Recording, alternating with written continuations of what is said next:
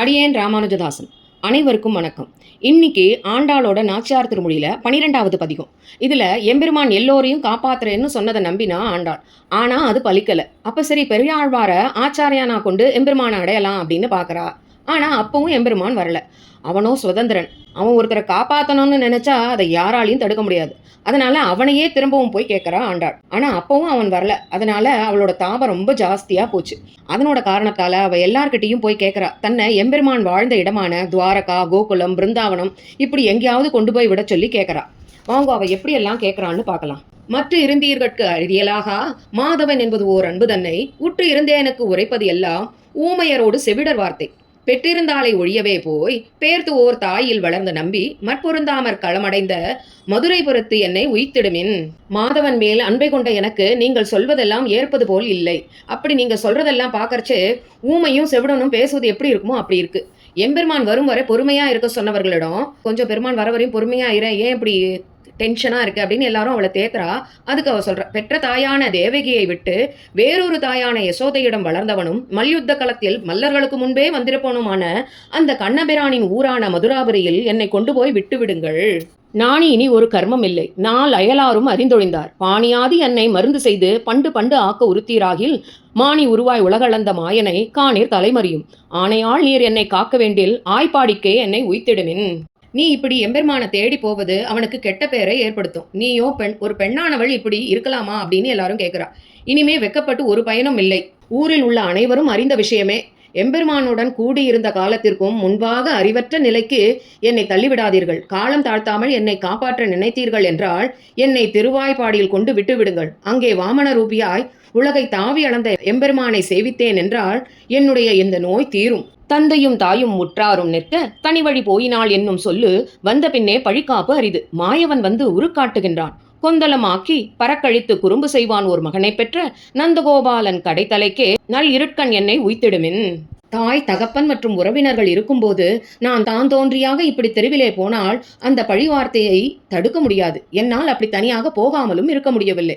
ஏனென்றால் ஆச்சரியமான செயல்களை செய்யக்கூடிய கண்ணன் எதிரே வந்து தன் அழகை காட்டி என்னை வம்புக்கு இழுக்கின்றான். பெண்களிடம் சண்டை செய்து பழி விளைவித்து குறும்பு செய்யும் பிள்ளையை பெற்ற நந்தகோபரின் திருமாளிகையின் வாசலில் நடுநிசில் என்னை கொண்டு போய் விட்டு விடுங்கள்.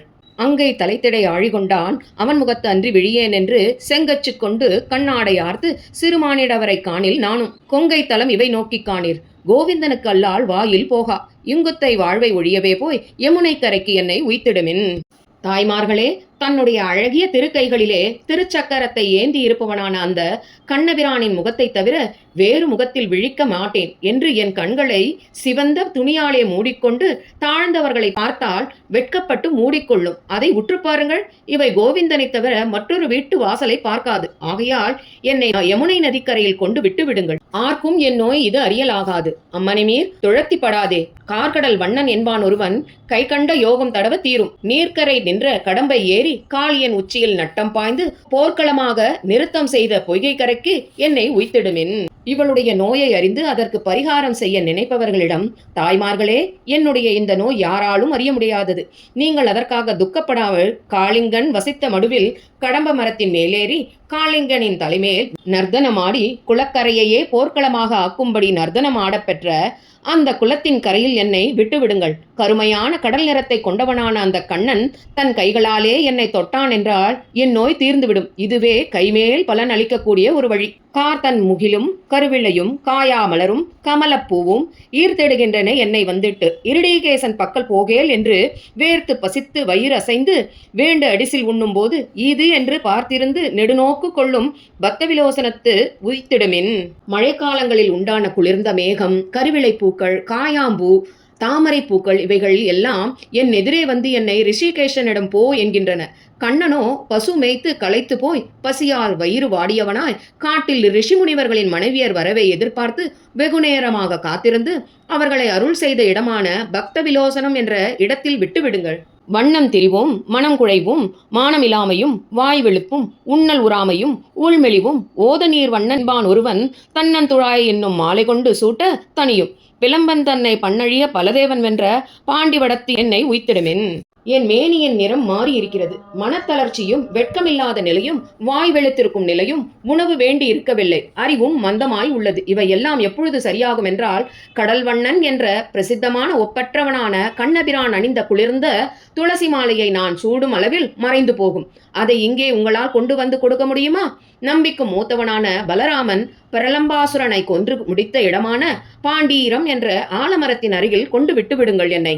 கற்றினம் மேய்க்கிலும் மேய்க்கப் பெற்றான். காடுவாழ் சாதியும் ஆகப்பெற்றான். பற்றி உரலிடை ஆப்பும் கொண்டான். பாவிகால் உங்களுக்கு ஏச்சுக்களோ? கற்றின பேசி வசவு உணாதே கால்கள் உய்ய மழை தடுத்து கொற்றக்குடையாக ஏந்தி நின்ற கோவர்தனத்து என்னை உய்த்திடுமின்.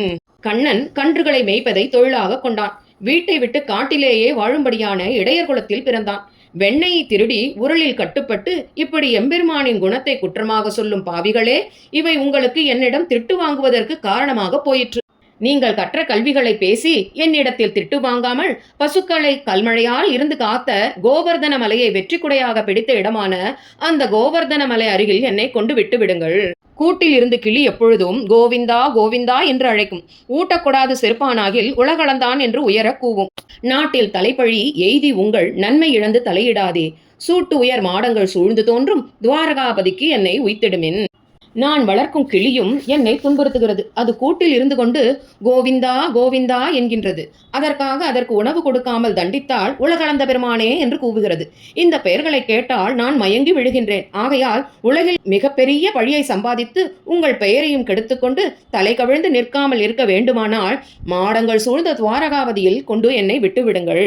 மண்ணு மதுரை தொடக்கமாக வன் துவராபதி தன்னளவும் தன்னை அமர் உய்த்து பெய்ய வேண்டி தாழ்குழலால் துணிந்த துணிவை பொன்னியல் மாடம் பொலிந்து தோன்றும் புதுவையர்கோன் விட்டுச்சித்தன் கோதை இன்னிசையால் சொன்ன செஞ்சொல் மாலை ஏத்தவல்லார்க்கு இடம் வைகுந்தமே. தொங்கும் அழகிய கூந்தலை உடையவளாய் பொன்மயமான மாடங்கள் சூழ்ந்த ஸ்ரீவில்லிபுத்தூரில் உள்ளவர்களுக்கு தலைவரான பெரியாழ்வாரின் திருமகளான ஆண்டாள் வடமதுரை துவாரகை என்னும் சொல்லப்பட்ட திவ்ய தேசங்களில் தன்னை சேர்ப்பிக்க வேண்டும் என்று தன் உறவினர்களிடம் கேட்டுக்கொண்டதான இந்த 10 பாசுரங்களை பாட வல்லவர்கள் சேருமிடம் பரமபதமே.